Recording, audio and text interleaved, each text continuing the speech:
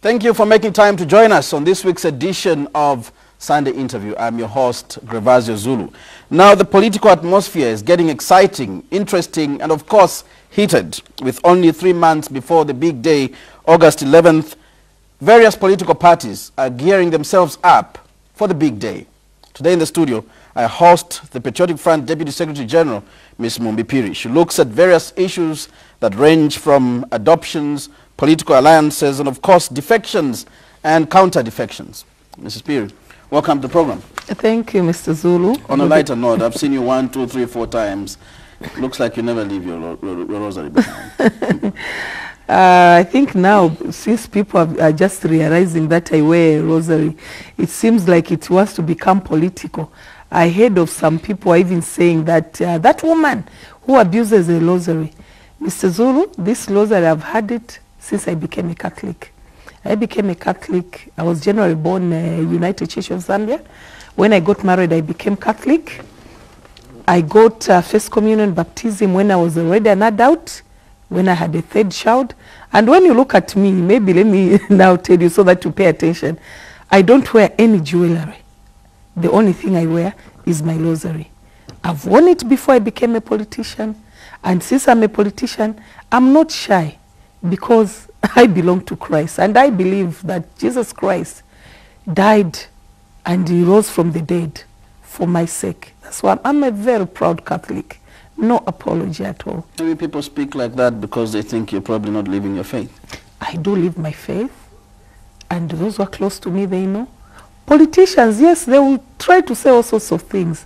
But that's between me and my God. And from my heart, I believe I'm faithful to my God. I'm very faithful. That's why he has taken me this far. Most of my friends have gone before me, but he's keeping me for a purpose, and a big purpose, I believe.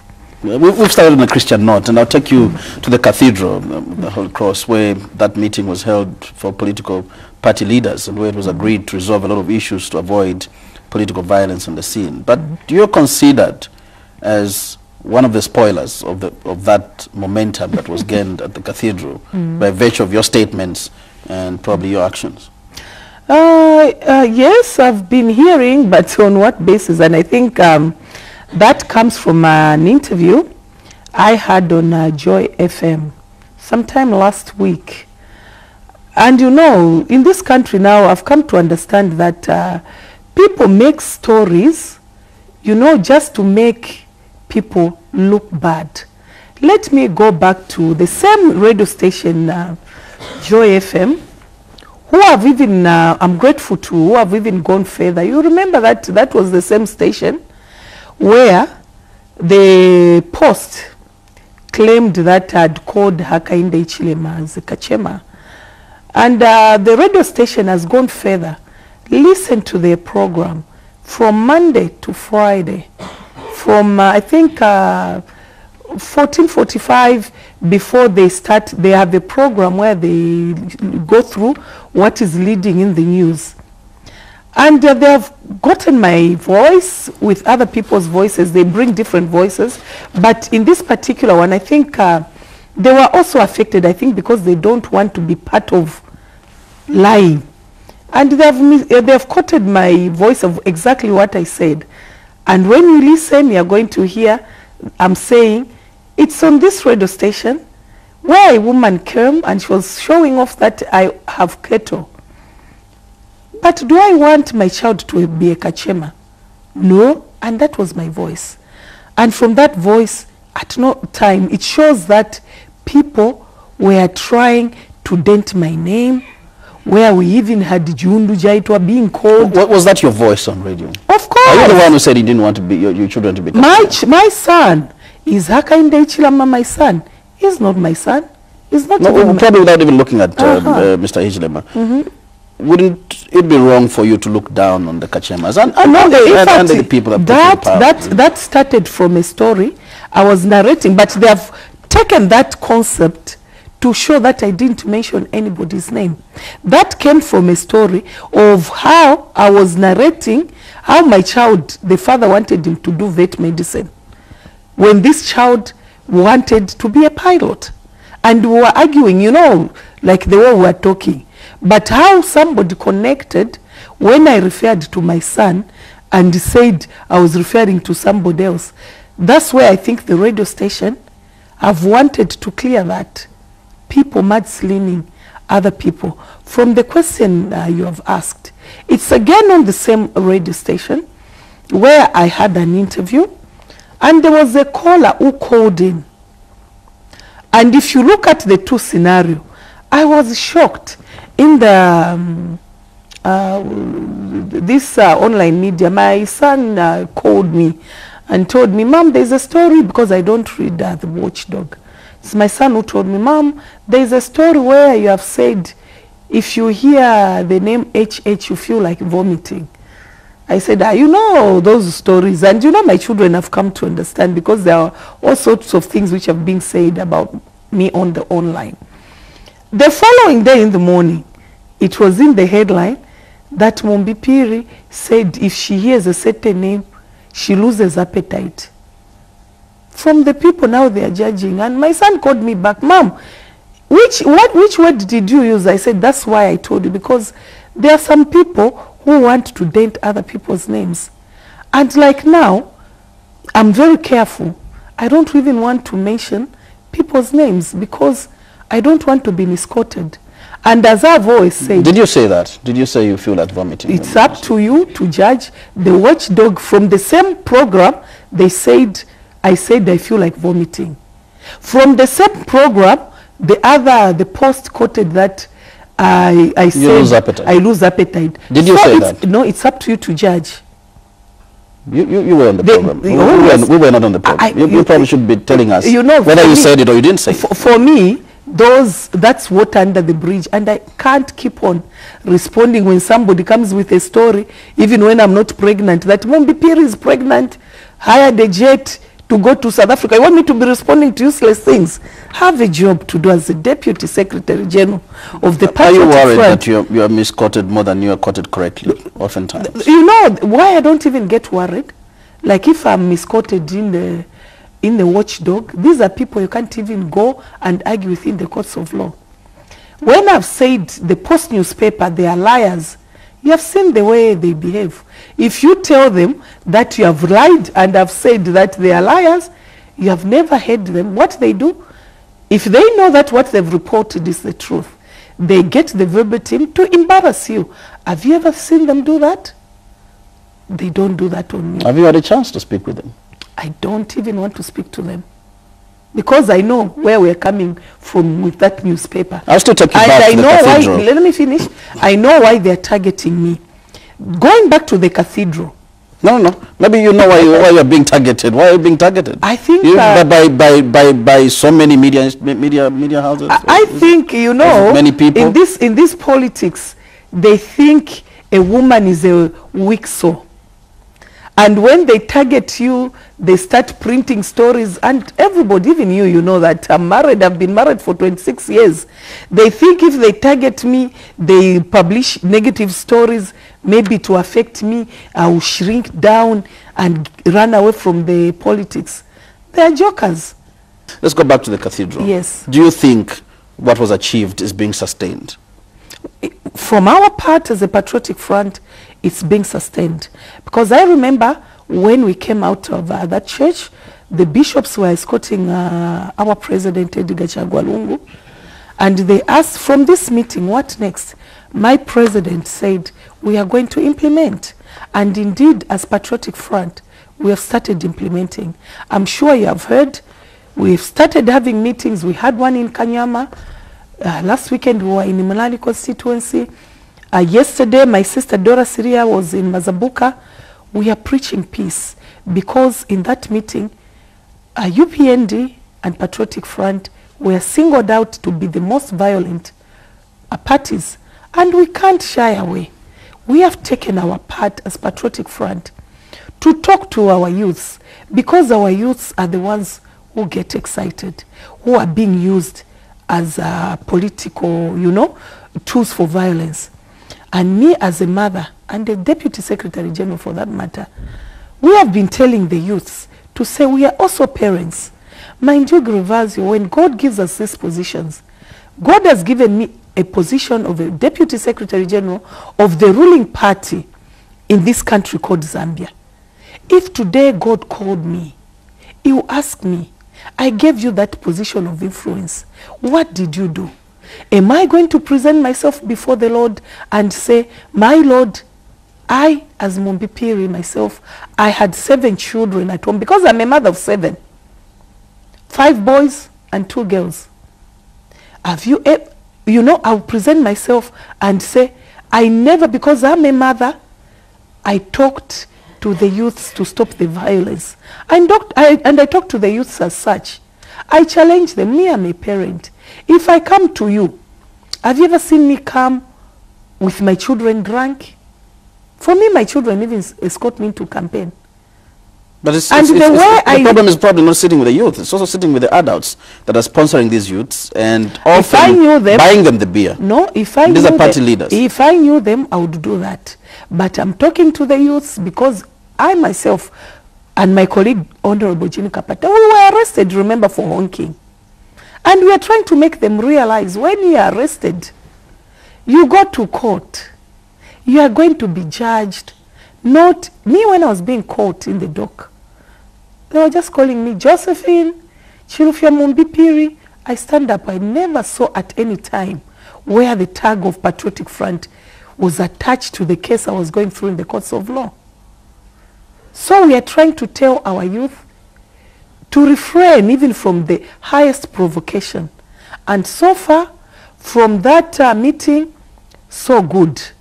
But those people who want doom to continue in this country, they are the ones, when somebody, we said we should stop using bad language towards each other. Now, those people who don't mean well, they will have explained between vomiting and losing appetite. And losing appetite. You were quoted as being the first one to break the ice, and with a bad word, losing appetite when you hear somebody's name, that doesn't really sound so good.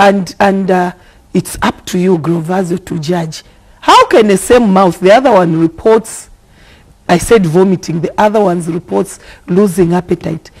For me, even for others whom I've spoken to, it means these people just want to paint me black.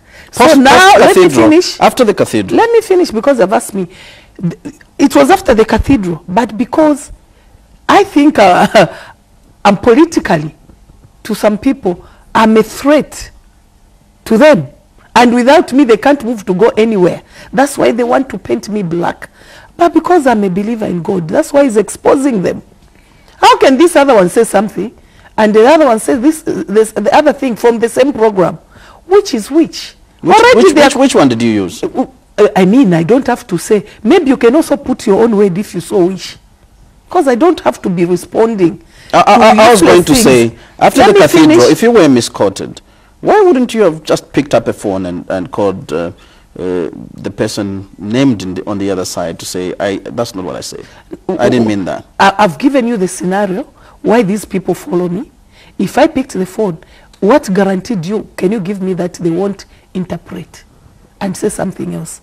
Some of these things, why didn't you call Mr. Hichilema, for instance, to say, my brother, that's not what I meant? Oh, now you are going back to the story of Hichilema from the Kachema thing. No, from the appetite. No, there was no need. But let me tell you, since you have asked me that question, from the Kachema issue, I called Hakainde Hichilema on my phone because it so happened that I went to Unza Radio, and again, they said something else. So I went to Joy FM, I got the tape, I went to Unza Radio, I got the tape, and I called a young man who presents a program on Unza Radio, Max Moe. I said, please, since you talk to Hakainde Hichilema, give him these tapes so that he's able to hear and listen to what I said, because people are lying to him. And that young man told me, I don't have airtime in my phone. I could have called him. I said, since I'm here, let me use my phone. We call him so that you arrange, you take so that he hears. For me, that was sister and brotherhood I was trying to do. I phoned Hakainde Hichilema on my phone, and I still have the insults he did on me. Max Moore was listening, and I was with my 2 children. They were listening. From that time, I realized, and it's not a lie, those recordings, if you ask me, I have my phone. I can bring and play. So you did record? Did you deliberately want to trap? No, my phone is on auto recording. You know, there are a lot of lies going on in this country. My phone, I've put it on auto recording. If you say a lie about me, I have a recording, I'll play so that people believe. That's the way it happened. When Hakainde was found, Max Moore is my witness. My 2 children are my witness. He started by saying, that woman is an idiot.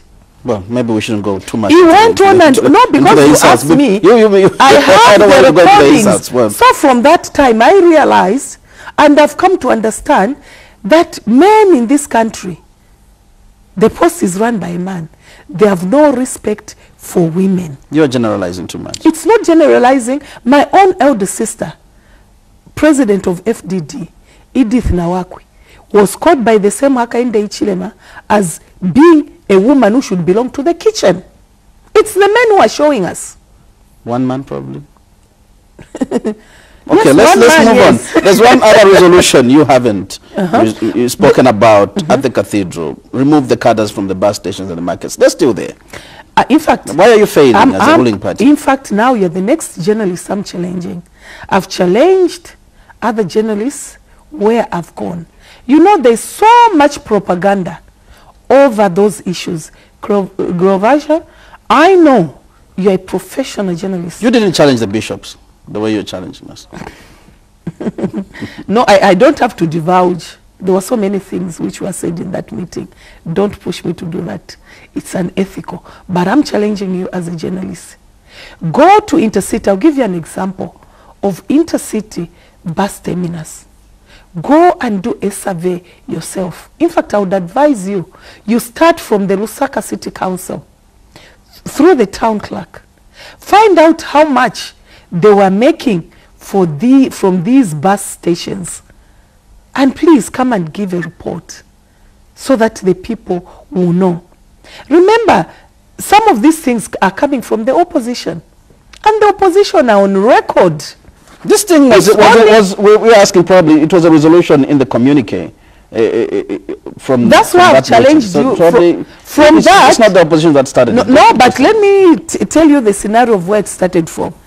It's from the opposition where it started from. From the markets, you remember, there was one opposition political party whose members were saying, PF, when President Sata was alive, they were saying, PF is making the cities dirty. They should chase the street vendors. What? The cadres. Our late president, may so rest in peace, with his wisdom, he said, I cannot chase the street vendors because we haven't given them an alternative thing to do. They continue. They even went further. One opposition member of parliament even went into parliament on the floor of the house. He called us, me, I'm a marketeer, because even now my tomatoes are going to be ready very soon. I'll start selling. And he thinks us who are marketeers, we are not worthy anything. We are only worthy when they come to ask for votes. He went on the floor of the house and used disparaging remarks against marketeers. He said, this government PF, it is giving marketeers jobs. I'm told you I'm a marketeer. Am I not able to articulate issues? Is the honorable member who was on the floor of the house disparaging marketeers, telling us that we are valueless? But look at this scenario. These people, when they need votes, that's when they can come to us. The same who wanted us to be chased street vendors from the streets. When we had the presidential by-elections, the same mouths with no shame went to the street vendors and said, we'll keep you here. We are going to improve. Do you think us marketeers, as the other one said on the floor of the house, we can listen from them when they've been insulting us? People have realized, especially my group, who are marketeers. You're probably keeping the vendors on the streets for the purpose of getting a vote. It's not that. The fact is, we haven't got an alternative to give them. Mr. Zulu, you know very well that when UNIP was in power, This country had industries. Maybe you were too young, I'm older than you, I may think. I remember we used to have Superoff, Dunlop, Luangwa Basco Industry in Chipata, Livingstone Motor Assemblies. The examples are many. These companies were sold for a song. People lost jobs. I saw a news item where you carried even people who, when there was that change of ownership from, is it BP to Puma, up to today, some people, those who are showing on your own television, who won in the Supreme Court, their man up to today hasn't been given. And some people, when you talk about this, they say, why don't you take the people you think they sold those companies for a song? Some of them even bought houses from the companies where they never worked. And I've always said, you cannot take morals, because I lack morals. Somebody should take me to God, to court. Such people, it's God who is going to judge them. And unfortunately, the Bible tells us that what I'm building, Mr. Zulu, now, whatever I'm doing, it has the repercussion which will affect my 3 generations. It's not me who is saying it. So, do you as a party at one point stop? Let me finish. I haven't finished, now you're confusing me. It will affect my 3 generations. If I did something wrong, it will go through my children, my grandchildren, and my great-grandchildren, 3 generations. So people were left without employment. Because of that, I can call it senseless privatization, which didn't take us anywhere. That's a fact. Most of us who are marketeers... That probably was 20 years ago. Yes, it was 20 years ago. So should we sit after 20 years and still mourn about these things and look forward to correcting the situation? It was 20 years ago. PF has only been in power. This is our 5th year. Was the MMD addressing that? No. That's why we are where we are. You remember, Grovazio, when President Michael Sata said we are going to revamp the nitrogen chemicals of Zambia, people were saying it's not possible. The machine at the nitrogen chemicals of Zambia has gone absolute. Isn't the nitrogen chemicals working? It is working. Let us look at Mulungushi Textiles. Mulungushi Textiles is a joint venture between the Zambian government and the China government. And the Chinese have more shares than the Zambian government. When was Mulungushi Textiles closed? It's close to 20 years ago. But is it open now? It's not yet open, but does it make sense for anybody to blame the Patriotic Front, which has only been in power for 5 years? Isn't it the reason they elected you to clean up the mess? Yes, that's why I've given you the 2 examples. We have Kafue Textiles. Now I've moved to Mulungushi Textiles. Mulungushi Textiles, very soon people will see the activity. Because I'm not the policy maker, I'm coming from the party. Let the policy maker The party that makes the policies, sponsors the policies. Oh yes, but yes, we have people, we have ministers who are supposed to make those pronouncements. And that's as per do you stop for once at some point as a party and look back and say, we are not going to whip up people's emotions using the past and the wrongs that others have done, but we are going to sell what we have done and yes, what we are going to do. Do you ever do that? Yes, we do, but history has to be told to the people so that they understand where we're coming from. Mr. Zulu, we were not there when the Umfakeni was taking place. How many years ago? Even near the First, Second World War. The formation of the United Nations. It's history. It's important to talk about history so that in the future we don't make the same mistakes. What is your theme for this year? You're campaigning. Is it that others sold companies and benefited? Or is it what are you going to do for that's not the theme. As we start the campaign, as we launch our campaigns, you are going to see the theme. what I was saying, the selling of companies, those who benefited. I was just trying to give the background. When will we stop talking about this? When will it stop? Until when we have companies, it will not stop as long as we have people who are not employed.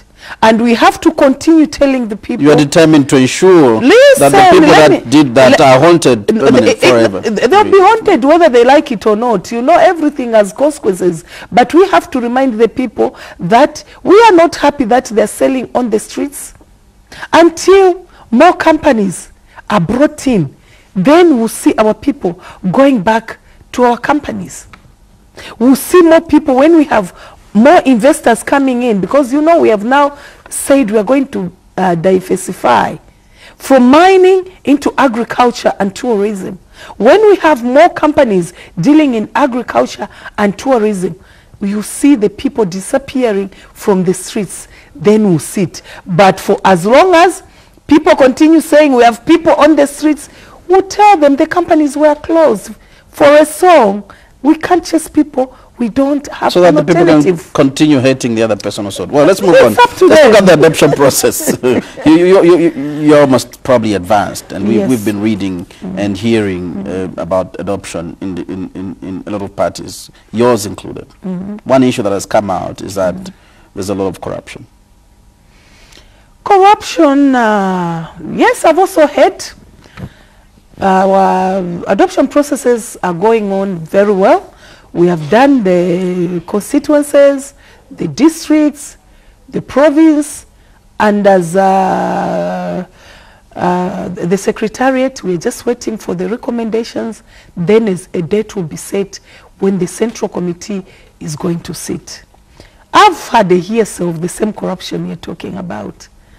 But what I would tell the people, in fact, you know, me, I'm feeling sorry for those people. One, you have heard, some people have been going around the constituencies. They've been saying they have been sent by the president. And Mr. Zulu, you agree with me, I've seen many times, even when we were in Chinsali, the president came out and said he hasn't sent anybody to go and campaign in any constituency. We have heard, like me as a woman, we have heard women who have said, they have said, the president has said, you adopt me whether you like it or not because I'm a woman.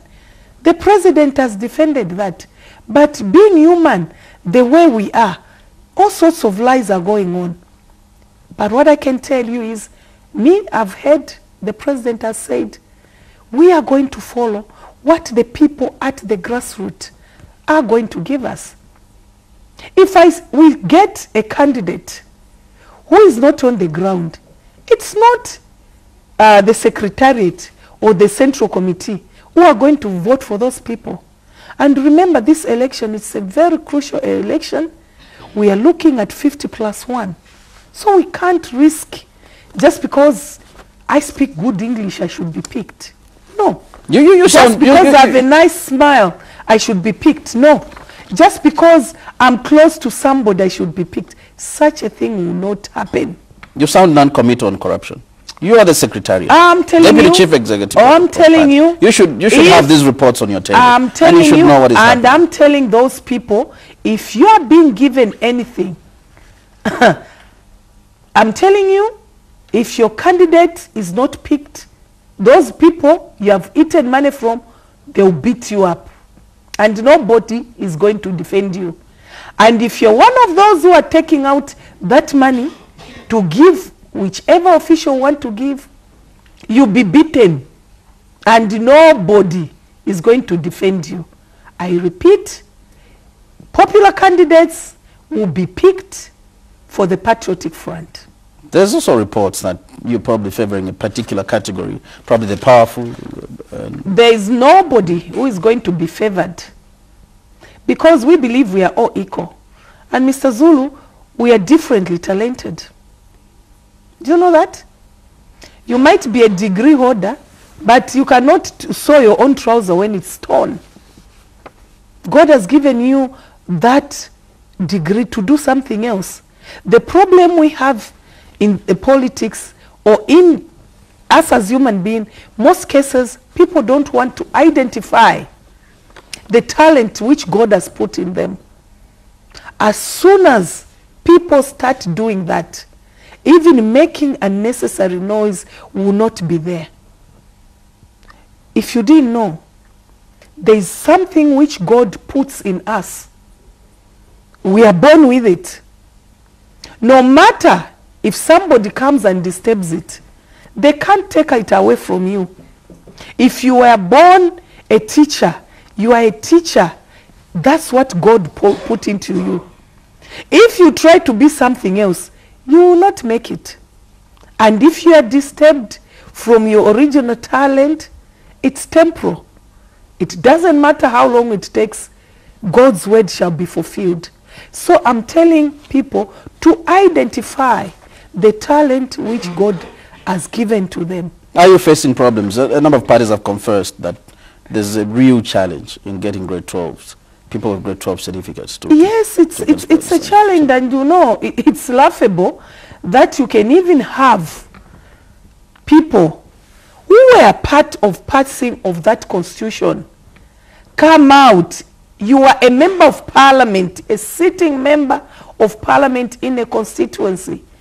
You go publicly and you condemn PF as a political party that I didn't know what I was doing. It's a shame, because I'm talking from my part. I was a member of parliament. But you should know better that yes, members of parliament in a ruling party are probably at most caucuses as to vote a particular way. It wasn't like that. You know, this grade 12 clause has affected everybody who hasn't got it. You do have caucuses. You do tell me MPs to ask, vote. No. You invite an MP, because I don't go to their caucuses and ask them that question. I'm talking from the party point of view. Those people had an opportunity when that clause went into first reading, second reading, third reading. Are they telling me they didn't see that? They had an opportunity even to change that. That clause could have gone with amendments on the floor of the House. That's parliamentary procedure. But they kept quiet. If somebody whipped them... Because the party had a position. Let me finish. Did you have a position as a party? Let me finish. Don't confuse me with your question. If they were whipped, call one parliamentarian so that you interview them. I'm not privy to that. But I've heard from what my president has said. He has made it very clear that even if an amendment was done, he's not going to sign it. He wasn't part of parliament. So was I. Right now, we are waiting for the Constitutional Court to make a ruling. Are you facing challenges as a party to mobilize probably councillors in certain areas to stand with grade 12 certificates? We had, when we visited Muchinga, yes, our officials told us that they were having challenges. And we advised them, in Mpika in particular. We told them there are a lot of children from here in Mpika who have finished grade 12. Call them back if they're not doing anything. As councillors? Yes, call them back. They have no aspiration, no determination, no desire to lead, but sometimes because it's not they'll lead by default? No. Sometimes it's not desire. Sometimes you don't even think about being what you don't know. Do you know how I got into politics? By default? I got into politics when I lost my son. That's when I discovered that the voice I could speak. God calls us at different times. You can be called by being spoken to. Also, it's possible. It's the same way. I never dreamed I would become a politician and I would be attacked the way I was being attacked. I was comfortably sitting at my house as a housewife for 16 years. I stopped work for 16 years. I was a housewife. I never even dreamed that I would get into politics. So you can get into a situation either by being talked to or being driven yourself. So we encouraged our officials to go and speak to their children who have gone into town who are doing nothing. And when they come back as councillors, they'll still be doing nothing. Really. No, they will. How come? Are you telling me? They will have to get a salary as councillors? Listen, I've told you where I'm coming from. Are you telling me I'm doing nothing? Are you telling me I'm doing nothing? You did not have to relocate, probably. No. It was a very big shift from being a housewife, a mother, getting into politics with the insults involved. Do you regret? I don't regret, and I enjoy. And when people are talking about me negatively, I see that, oh, they're feeling my impact. And if they think they can intimidate me by spreading lies, they are joking. Do you think, I've heard you speak about this twice, and it's probably a deeper problem. Do you think the insults, the current way of practicing politics, discourages women to go into politics? Yes, very much. Can you imagine? You have heard what has been written about me. Huh? Your husband is somewhere. I have a husband who works, is a migrant worker. Can you imagine? He hears, he's not here, he hears your wife have chartered a plane to go on a boat in South Africa. Very few men would stand that. You hear, oh, your wife insulted a man. You know, we are Africans and we are Zambians. We have a culture. A lot of women would shun away. Because I don't think even a lot of husbands would support. You need to have a man who understands you. I thank God I have such a man. Are you helping turn around the politics? So you probably just joined the fray. And you're also in the name-calling business. No. You probably don't care anymore. No, I'm just, for me, I'm clarifying. And you know, from this name calling, for me, I'm learning every day. And I'm trying to refrain. And I know there are a lot of women who are looking up to me. So no matter how much mud is smeared on me, I have to keep on going. And I have to come out and be bold. And even those people who are doing that, when they look, they should see that I'm not shaken. And I thank God for giving me a man who understands me. Maybe it's because of where we're coming from. Because also that depends. How did we get married? How did he meet me? He gives me total support. Like right now, he's around and he's giving me total support. I didn't ask you about the adoptions. You're not sitting down to discuss. You're eyeing Munali? Why should I sit down and discuss? And the Minister of Gender is also eyeing Munali. Why should I even sit and discuss? Discuss with who? Whom do you want me to discuss with? Maybe I didn't get your question. Who do I As big wigs in the party, you're not sitting to discuss and probably think around these seats. You know, Patriotic Front is a democratic party. And I get amazed nowadays. I don't know why it's so special now. You remember that I was a member of parliament for Munali, or maybe you would also want to know that I never sat down with my sister. That's my first cousin. Our grandmother's blood. Is she eyeing the seat as well? Yes, she's eyeing. And I'm responding to you why I'm getting surprised why all these questions are coming. When I was a member of parliament for Munali from 2006 to 2011, she independently applied. We never even discussed as a family. We never even discussed as a party. She was picked. I've applied. Is it because I'm younger than her now? You people, you want us to come and discuss? In our family, we are very democratic. That's just a politics. Anybody's free to do what they want. So there's no discussion. Let me look at the best candidate will be picked. If she's the one who the people want, she'll be picked. Besides, don't personalize Munali's seat. We have other candidates. I think there are 22. I know there's my son, Nathan Nyirenda. There are so many. I've heard some of whom who are even new members in our party who have even decided to be insulting us and even asking me why I was brought back from diplomatic service. Then I'm wondering, why you are attacking them? They don't have a platform. No. These are things which have come out in the papers where they have cautioned me. They want people to ask me why I came back from the diplomatic service. Who told them when you become a diplomat, you go for good as a diplomat? diplomatic job as the things stand now. Anytime you can be brought back. And I knew that. Gervasio, you have seen me drive my Nissan Patrol. I was in the diplomatic service for 2 years. I knew one day I'll come back. I left my Nissan Patrol station wagon packed in readiness for my coming back. So this thing, let us not attack each other. Sell yourselves to the electorates. Let the best candidate be picked. That's the message to all candidates? Yes, to all candidates. It doesn't matter if you are member of Central Committee, if you are Deputy Secretary General, if you are a minister, the best candidate will be picked, regardless of status. Whether you sell tomato, you have a grade 12, you'll be picked. Let's look at the MMD as part of your, I don't know if you do not want to agree it's an alliance, but you did intimate you wanted to work with the MMD. Is that still on the cards? Yes, it's still on the card. And or was that a gimmick to destabilize the MMD? No, because no, they no. look out of sorts. No, no. That's still on the cards. And you remember, my president has said, we want to work with a united MMD. And remember, he went further to say, it doesn't want to strive on confusion.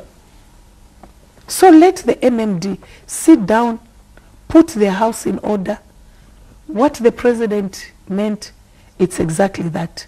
And if you listened to our brothers and sisters who endorsed the candidature of President Edgar Chagwa Lungu, they were very clear. They said they have endorsed because of what is happening in the MMD. They can't keep on waiting.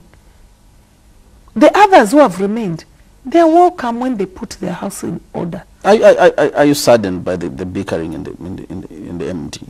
I'm not. Or you're probably watching and enjoying the fight? No. I don't even know why they are bickering. Why should I take interest in somebody's party which I don't belong to?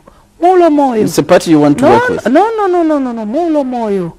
It's like you have seen your neighbors, they are fighting. You want to get interest, poking your nose into something which don't affect you in any way. No, let them work out their things. And for me, I've never even been MMD, so I don't even understand their constitution. The 13 parties that endorsed the president? It's good for us. People think it's laughable because they probably don't even have seats in parliament. I'm telling you, those people are saying it's laughable. If they are the ones who are being endorsed, you could have seen the headlines and the jumpings. Don't you see them jumping when they get somebody who failed? How can you, somebody, for example, I give... Do you think they'll give you impetus? Of course, and we've been crying for these smaller parties. Yes, with no representation in parliament. That's what we have been saying. What has changed? Even the people of Zambia, the citizens, they've been saying, you small party, work with the already established party. Now, why do people want to change this? Are you sure they have a following? They have. They are welcome, whether it's themselves. Whether it's a one-man party? Even if it's a one-man party, it's a plus. We have an extra vote, one vote. I know that you probably, some time back, some members of the party ridiculed them as Nashala Neka parties and stuff. but they're still welcome. They're very welcome. And we work with them as our brothers and sisters. Defections and counter-defections? It's normal when you're going to an election, but these defections... Is it really normal for a sitting deputy minister to leave the party? A sitting deputy minister who leaves the party and goes publicly and says, I'm leaving the party because... Not what they say really, but does it really... No, doesn't it shake you up? It depends. You live in government. No, let me tell you. Don't cut me short when I want to explain. I'm trying to explain a deputy minister who leaves a party and says, because I don't have a grade 12. When he was even part and parcel of the passing of the constitution, do you think that is sincere? You lost 2 deputy ministers. I know one. Which other one? One left government. Oh, Keith Mukata. Keith Mukata is not that much because he's MMD. Yes, he was invited by the late president to be deputy minister. There was nothing attached to him. It's our member. We only lost one. That one was MMD. We have defection, counter defection. Does it add value for somebody who was a cabinet minister You are given key ministry, like Minister of Agriculture. You fail to bring down the price of mealie meal.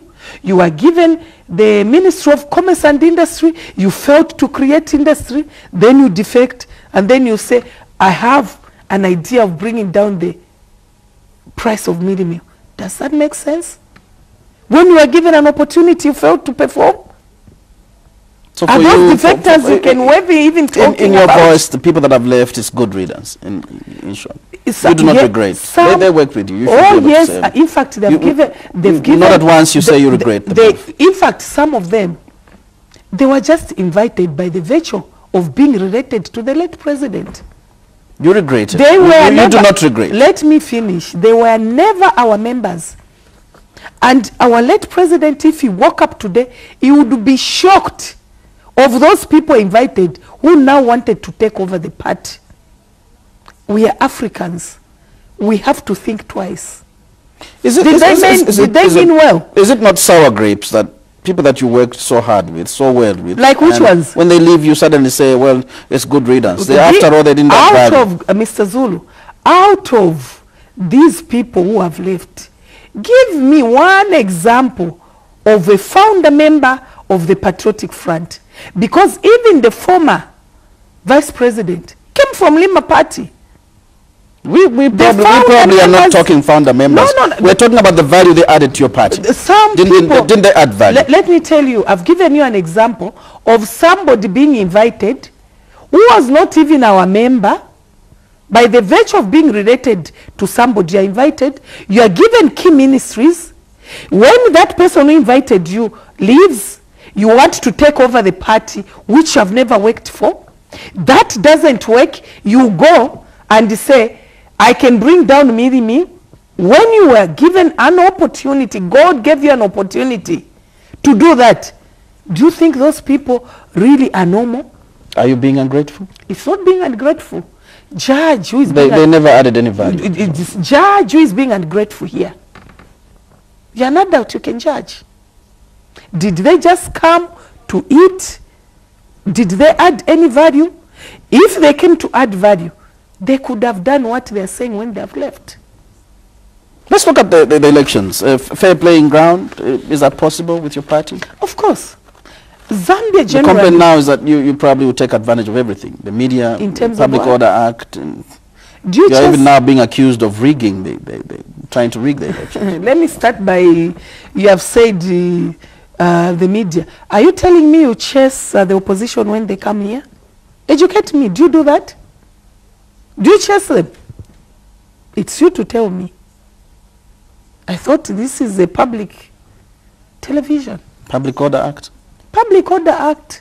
I'm sure the people who were assigned, because from that Indara, they said the minister, is it Justice and Home Affairs and the opposition, they're supposed to sit down and see the way forward. Take that question to these two ministries and maybe find out from the As opposition. a ruling party, if chief they- executive, you must be assuring the people. Other than Assure- passing the buck. No, You must no, assure them no. we're going to have a free You and know, fair election. I do. For me, I'm very truthful. I'm speaking from the party position. I cannot speak. I'm not a minister. And when a minister speaks, that's policy, mind you. I'm from the party structure. I don't like misleading people. That's why I've given you the scenario which was agreed upon. It was the Ministry of Justice and the Ministry of Home Affairs together with the opposition who are supposed to sit so that the Public Order Act can be looked at and we see the way forward. Yes, we'll have the free and fair election because Zambia has always conducted free and fair elections. But we have seen what has started happening in our country and we are wondering, it's not far when we had the 20th January elections, the presidential by-elections. We saw some opposition political parties spending sleepless nights, chasing trucks, thinking those trucks were carrying pre-marked ballot papers. Which is probably a normal thing for the opposition in Zambia. When we were in the opposition, I don't remember. Remember, I was a member of Central Committee even when we were in the opposition. In fact, I held a very sensitive, vigilant position, which was, I was the national chairperson at one time in charge of the youths. Never did we chase. Remind me, maybe I've forgotten, but my memory is very sharp. I still remember even the people I was with in grade 1. We never chased anybody over elections. But in the last elections, one political party is on record. They even opened those tracks just to find there were tables, markers, lights, and so forth. I'm wondering now what has changed. The accusations of rigging, are they also policy matters you could speak about as a party? It's so unfortunate, and 3 days ago, we saw a very senior party official from a opposition political party instructing the citizens of Zambia to arrest foreigners who is presuming they have come to rig the elections with the Patriotic Front. I was so saddened because the person who issued that was once, I think he was a member of parliament for 15 years. And you know, when you are a member of parliament, you are part of government. Remember, we have 3 wings of government. We have the executive, we have the judiciary, and we have a legislature. Somebody who has been a legislature for 15 years telling the people of Zambia to arrest innocent foreigners who haven't been tried in the courts of law, whom he himself hasn't reported to the police in the midst of the riot. This happened 3 days ago, when the riots towards our brothers and sisters from foreign countries was going on. Then you issue such a statement and it becomes a screaming headline in a tabloid called The Post. Do you mean well for this country? Well, maybe as we and the one who started this rigging issue is Vernon Mwanga, which is very... He probably didn't start that. He commented. It's him who said the company which... Because I don't even know which company is going to print ballot papers, because what I know is the Electoral Commission of Zambia is an independent organization of the government. Do you think these concerns from other political parties are legitimate? They are not legitimate. Remember, I've given you an example of how they were chasing Wouldn't it be nice to sit and discuss them? Let me see. Don't confuse me. Let me speak. I gave a scenario of how this political party, which is the loudest talking about we have to go and print ballot papers in South Africa. They are the ones who didn't trust that company in South Africa. But because Zambians believe in rumors, there is also a rumor that they're now fighting and they want these ballot papers to be printed in South Africa, because our millionaires in the opposition political parties, one of them has bought shares in that company which You want to be part of the rumors? No, but because that's what they believe in. I'm just telling you, if you haven't heard that rumor. Is this why they are speaking the loudest? Because it's rumor. Wouldn't you want to stop the rumor yourself? I mean, now, no, I'm giving you a scenario. Is that why now we are also asking, from the chasing of the trucks which were coming from South Africa, do they want the people of Zambia to believe that they have changed their minds because they have bought shares in that company? As we wind down, what is affecting you as a political party as we head towards the elections? I know there are high minimum prices, you know, and the cost of living seemingly has gone up.